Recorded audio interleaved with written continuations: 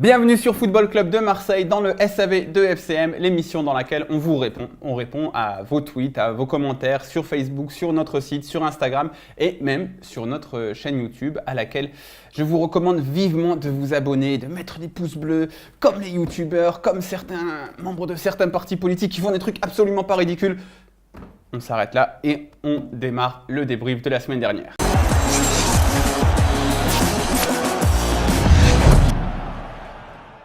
On commence sur Facebook avec un commentaire de Steve Ragache en relation avec un article sur le très beau parcage olympien à Domžale en Slovénie, donc très très loin de la France. Et il nous dit sans oublier les sections d'ailleurs qui ont fait largement 3000 km aller-retour et sans qui les parcages extérieurs et les virages du Vel seraient bien vides.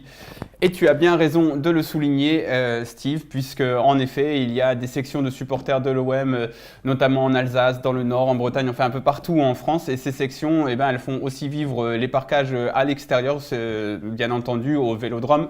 Sûr qu'elles font aussi beaucoup de déplacements au Vélodrome, mais à l'extérieur, elles sont très importantes. Et si on se gargarise souvent d'avoir des parcages à l'extérieur pleins et des ambiances extraordinaires même en déplacement, c'est beaucoup grâce à eux. Et c'est pas mon avis. C'est l'avis de chefs de groupes de supporters comme Christian Cataldo, comme d'autres groupes qui me l'ont dit. Donc voilà, respect aux sections de supporters de l'OM hors Marseille.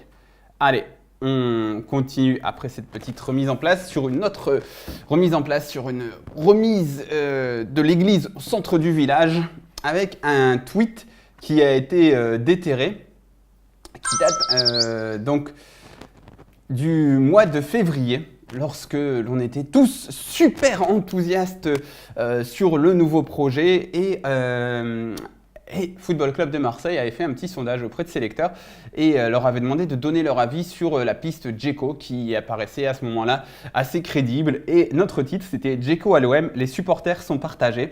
Et donc ça a beaucoup fait rire les gens qui ont retrouvé ça et ils ont raison, notamment @Jespoutige, Jean-Baptiste qui nous dit quelle époque, avec un smiley mort de rire. Eh oui, quelle époque, à l'époque on pouvait faire la fine bouche sur Edin Džeko, on pensait qu'on allait avoir un mec encore au-dessus.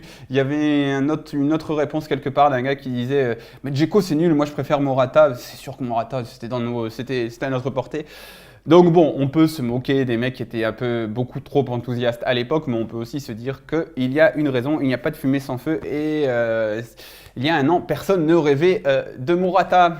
Hein, c'est peut-être parce que certaines choses leur ont mis la puce à l'oreille. Enfin bon, on ne va pas s'attarder là-dessus, on l'a déjà beaucoup trop fait apparemment. On va continuer sur l'actu et sur le match de Domžale.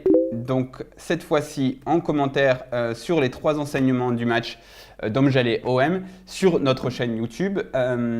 C'est Dilux13 qui nous dit bien résumé, je rajouterai juste on veut à ma vie et surtout on veut plus Evra parce que là c'est plus possible. Evra pour les coupes nationales ou les équipes bas de tableau je dis pas non, mais l'Europe et haut de tableau c'est mort. Le 5-1 qu'on prend face à Paris, les 3/4 des actions c'est du côté d'Evra, même Dijon il jouait entre Evra, Rolando et ça passait. Heureusement que Mandanda est présent et que c'était Dijon. Donc on fait une petite dédicace à notre community manager Geoffrey Paulet, le plus grand défenseur de Patrice Evra, il l'aime d'amour. Mais bien évidemment, on est tous très pressés de voir Jordan Amavi s'installer dans ce couloir. Alors sa première prestation face à Angers, ça n'a pas été brillant, mais ça a au moins été sobre et propre et on n'a pas trop tremblé sur le côté parce que c'est vrai que ce que tu dis, souvent sur le plan défensif, on est quand même bien embêté quand Evra est sur le terrain. Il attaque mal ses adversaires, on dirait qu'il les laisse toujours centrés, qu'il ne les marque pas d'assez près, alors que Amavi à ce niveau-là semblait être capable par exemple de jaillir devant son adversaire direct et puis il apporte un peu de vitesse dans les replis défensifs aussi. Reste à voir sur son apport offensif, mais c'était un premier match après une longue période de reprise, donc oui, on est complètement d'accord avec toi, Dilux13. Allez, quoi d'autre pour cette semaine? Alors, le tweet d'un habitué du SAV, @Tirexor, oui mais non. Lorsqu'on demandait vous préférez garder Ocampos ou Cabella, lui nous a répondu NG indiscutable, point d'interrogation. On a envie de te dire, le suicide, le suicide, pas d'autre alternative.